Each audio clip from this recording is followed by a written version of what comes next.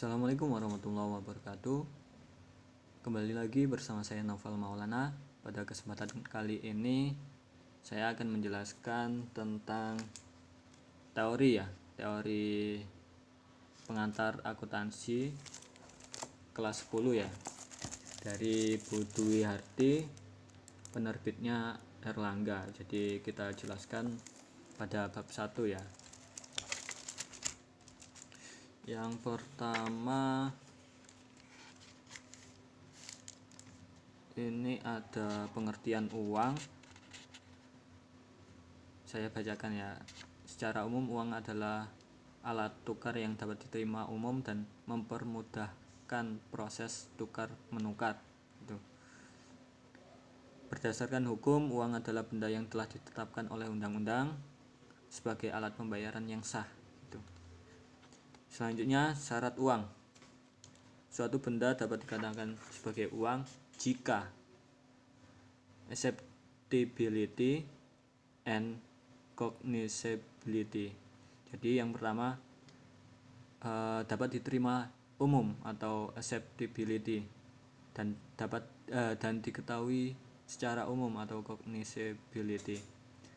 Yang kedua, stability of value. Jadi uang itu harus punya stabilitas nilai, jadi nggak naik turun secara drastis. Itu bukan itu mengurangi fungsi dari uang, jadi malah kesulitan jika menggunakan alat tukar yang seperti itu.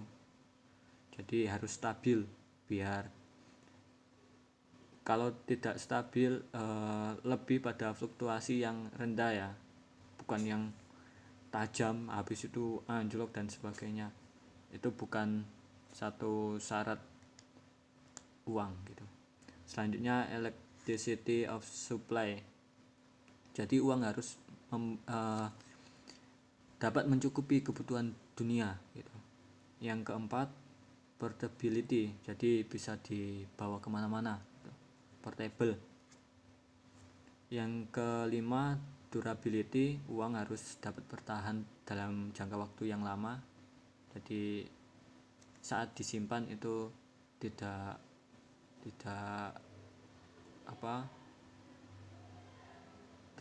tetap ada dan dalam jangka waktu yang lama gitu. Kalau misalnya nyimpan uang di tabungan tiba-tiba hilang, itu bukan uangnya loh ya. Kalau misalnya itu terjadi, itu sampai jongkel-jongkel sendiri itu. Selanjutnya, divisibility. Uang harus mudah dibagikan menjadi satu ukuran nominal yang lebih kecil. Jadi bisa dibagikan dalam bentuk yang kecil-kecil, jadi ada nominalnya yang dibagi satuannya. Selanjutnya, scarcity. Jumlah uang harus terbatas dan tidak mudah dipalsukan. Jadi uang itu tidak harus punya unsur ini.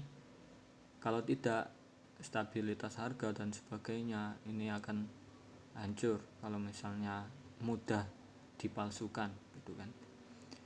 Selanjutnya, fungsi utama uang. Yang pertama, alat tukar atau medium of exchange. Jadi sebagai alat tukar ya, kita membeli barang, kita dapat barangnya, uang sebagai alat tukar itu. Yang kedua, satuan hitung.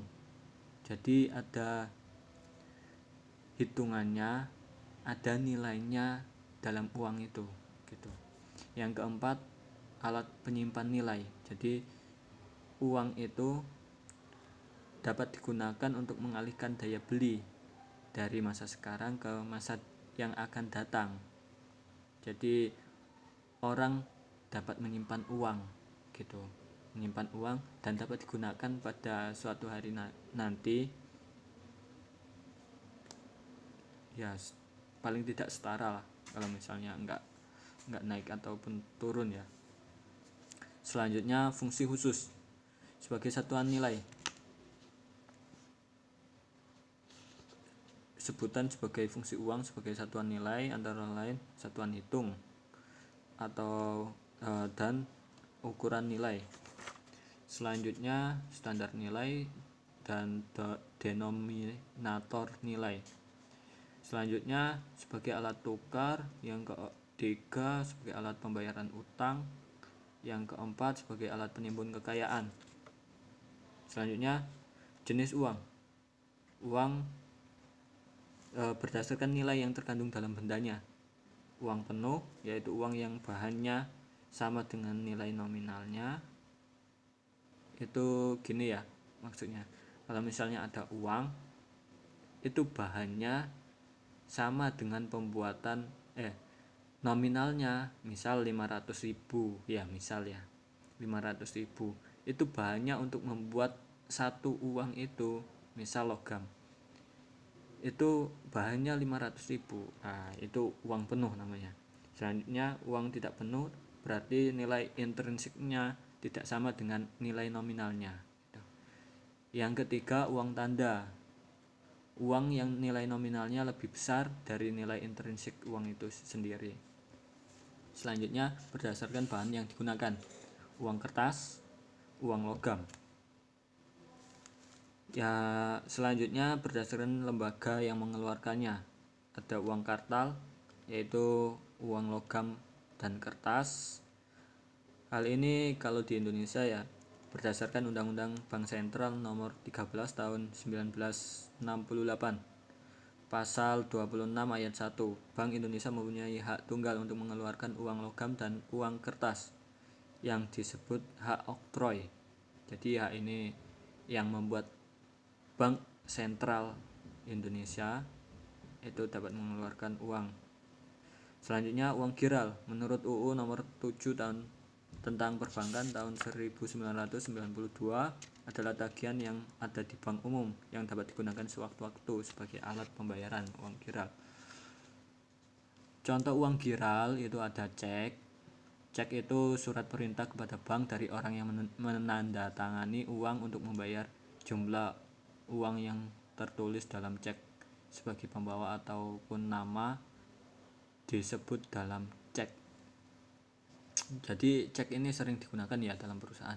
Kalau misalnya dalam jumlah yang tinggi itu biasanya pembeliannya menggunakan cek. Ditulis yang pembayarnya menulis menandatangani cek atas nama dirinya, dan cek itu diberikan kepada pihak penerima uang ataupun dalam hal ini kita membayarkan gitu.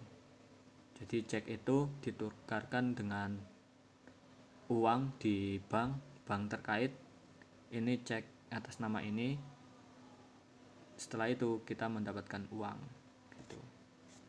Selanjutnya giro, surat perintah untuk memindah bukukan dari nasabah satu bank kepada bank yang bersangkutan. Ini biasanya menggunakan biliet giro ya.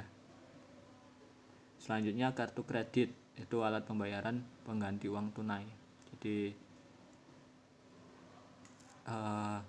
jika ada transaksi itu timbulnya utang atas kita gitu. Jadi biasanya orang-orang menggunakan kartu kredit itu adalah utang ya, perlu diketahui itu kartu kredit adalah utang. Jadi yang punya kartu kredit dan menggunakannya berarti dia utang pada pihak bank itu untuk membayar suatu benda yang dibeli gitu. Selanjutnya WC-Pos adalah surat pos yang dapat digunakan untuk mengirim uang. Selanjutnya berdasarkan wilayah berlakunya. Uang domestik yaitu satu negara tertentu ya. Yang kedua uang regional itu berlaku pada kawasan tertentu seperti euro gitu, bisa digunakan di Eropa. Selanjutnya uang internasional itu bisa digunakan di belahan dunia mana saja seperti dolar ya. Ya, itu saja pada bab pertama ini yang dapat saya sampaikan dalam buku pengantar akuntansi kelas 10 teori ya. Sekian dari saya Naufal Maulana. Terima kasih. Wassalamualaikum warahmatullahi wabarakatuh.